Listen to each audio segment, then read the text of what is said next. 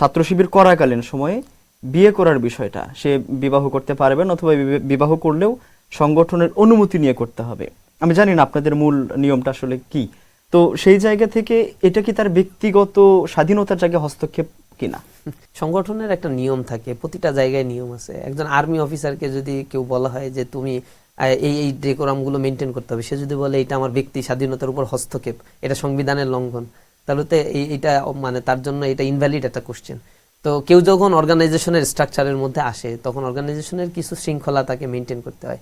বিয়ের বিষয়টা হচ্ছে আমরা অনুমোদন বা অনুমতি দেয়া হয় না, বিষয়টা এমন না। তবে সুনির্দিষ্টভাবে যাদের আমরা সদস্য বলি, সংগঠনের সর্বোচ্চ পর্যায়ে যারা লিডার হয়, তাদের বিয়ে করার ক্ষেত্রে অবহিত করতে হয় ইসলামী ছাত্র শিবিরের কেন্দ্রীয় সভাপতিকে, এবং কেন্দ্রীয় সভাপতি বিষয়গুলোর ব্যাপারে অবহিত হলে তাকে অনুমোদন দেন। এগুলোর কয়েকটা কারণ রয়েছে। কারণ ইসলামী ছাত্র শিবির রানিং থাকাকালীন বা লেখাপড়া করাকালীন সময়ে আমরা একটু দেখার চেষ্টা করি তার ভিতরে কোয়ালিটি যদি থাকে এবং সে যদি দায়িত্ব পালন করার মানে খুবই ভালো একটা পটেনশিয়াল জায়গায় দায়িত্ব পালন করছে, সেই জায়গা থেকে আমরা বিবেচনা করি সে বিবাহ করলে এই মুহূর্তে তার আয়ের তো একটা সোর্স প্রয়োজন, কারণ ফ্যামিলি চালাতে হবে। আবার আমাদের অর্গানাইজেশনে যে পরিমাণ কাজ, লেখাপড়া টিউশনি করার বাইরে যতটুকু সময় পাই সংগঠনের সময় দিতে হয়।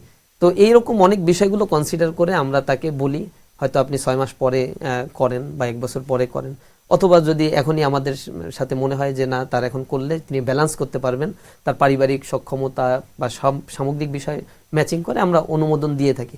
তবে এটার ক্ষেত্রে আমাদের দেশের আর্থসামাজিক অবস্থা যে অবস্থা, তাতে গণহারে সবাই যদি বিয়ের দিকে মানে সংগঠনের এই দায়িত্ব পালনকালীন সময় করে, তাহলে হয়তো আমরা মনে করি কিছু কিছু ক্ষেত্রে তার যে দায়িত্ব পালন, যে পরিমাণে কাজ তার উপর অর্পিত থাকে, তাতে কিছুটা হ্যাম্পারিং হতে পারে।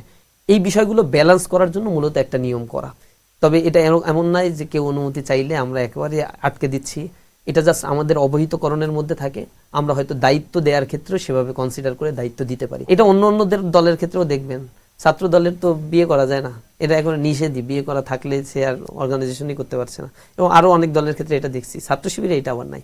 কেন্দ্রের দায়িত্বশীল যারা এখন কেন্দ্রের দায়িত্ব পালন করছে, এদের একটা অংশ আবার বিবাহিত, অনুমতি নিয়ে দীর্ঘ সময় ধরে বিয়ে করেছে, আগের বডিতে এমন ছিল বিয়ে করেছে আগে, আমরা এগুলো কনসিডার করি।